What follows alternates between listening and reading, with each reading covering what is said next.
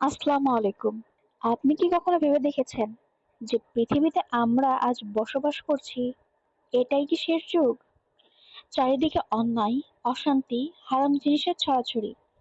এগুলো কি শুধু কাকতালীয়? নাকি এটা সেই লক্ষণ যেগুলোর কথা আমাদের অনেক আগেই জানানো হয়েছিল? আজ আমরা জানবো কিয়ামতের ভয়ঙ্কর আলামত, দাজ্জালের ফিতনা, ইমাম মাহাদির আগমন এবং ঈসা আলাইহিস সালাম কিভাবে পৃথিবীতে ফিরে আসবেন। শুরুতে যে জিনিসগুলো দেখা যাবে সেগুলো হচ্ছে ছোট ছোট আলামত। রাসূল সাল্লাল্লাহু আলাইহি সাল্লাম আমাদের আগে সতর্ক করেছিলেন, বড় বিপর্যয়ের আগে ছোট ছোট লক্ষণ আসবে, যেমন নামাজ ছেড়ে দেওয়া। আজ আমরা দেখছি অনেক মুসলিমই নামাজের গুরুত্ব দেয় না। এটা শুধু একটা কাজ বাদ দেওয়া নয়, এটা আল্লাহ থেকে সম্পর্ক ছিন্ন করা।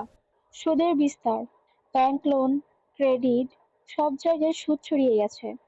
কিন্তু ইসলামের সুদ এমন একটা গুনাহ যেটাকে আল্লাহ ও রাসূলের বিরুদ্ধে যুদ্ধ বলা হয়েছে। অশ্লীলতার বৃদ্ধি, social media, cinema, web series, সব জায়গায় হারাম জিনিস নরমাল হয়ে গেছে। মানুষ এখন গুনাহকে গুনাহ মনে করে না।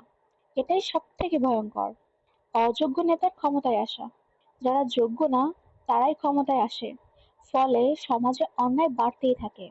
খুন, গুম ও ধর্ষণ, এই সবকিছু মিলিয়ে আমরা বুঝতে পারি আমরা সেই সমাজের খুব কাছাকাছি আছি। এর পরেই আসবে ইমাম মাহাদির আগমন। ভাবুন, পুরো পৃথিবী যখন অন্যায় আর জুলুমে ভরে যাবে, তখন আল্লাহ একজন বিশেষ ব্যক্তিকে পাঠাবেন। তিনি হলেন ইমাম মাহাদি। তিনি হবেন রাসূল সাল্লাল্লাহু আলাইহি সাল্লামের বংশধর, যার চরিত্র হবে অসাধারণ। প্রথমে তিনি নিজেই বুঝবেন না যে তিনি ইমাম মাহাদি। মানুষ তাকে জোর করে নেতা বানাবে, কারণ তখন পৃথিবীতে একজন ন্যায়ের প্রতীক দরকার হবে। তিনি যা যা করবেন, অন্যায়ের বিরুদ্ধে দাঁড়াবেন, ইসলামিক ন্যায় বিচার প্রতিষ্ঠান করবেন, মুসলিমদের একত্র করবেন। তার সময় পৃথিবীতে কিছুটা শান্তি ফিরে আসবে, কিন্তু এই শান্তি বেশি দিন থাকবে না। এর পরে আসবে দাজ্জালের ভয়ঙ্কর ফিতনা। এটা হবে ইতিহাসের সবচেয়ে বড় পরীক্ষা। দাজ্জাল, যে হবে এমন এক ব্যক্তি যে মানুষের ঈমান কেড়ে নেওয়ার চেষ্টা করবে। তার বৈশিষ্ট্য, তার এক চোখ হবে অন্ধ, কপালে লেখা থাকবে কাফির, কিন্তু সবাই সেটা পড়তে পারবে না। সবচেয়ে ভয়ঙ্কর বিষয় হলো সে নিজেকে খোদা দাবি করবে।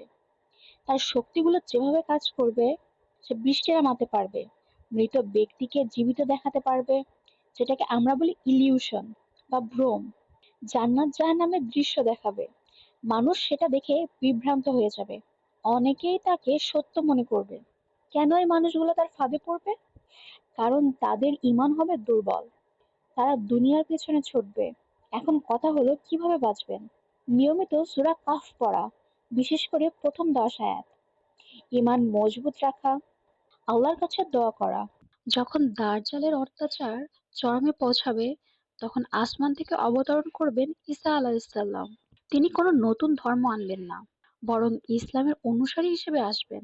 তিনি পৃথিবীতে আসার পর যা করবেন, দাজ্জালকে হত্যা করবেন, মিথ্যা বিশ্বাস ভেঙে দেবেন, পৃথিবীতে ন্যায় ও শান্তি প্রতিষ্ঠা করবেন।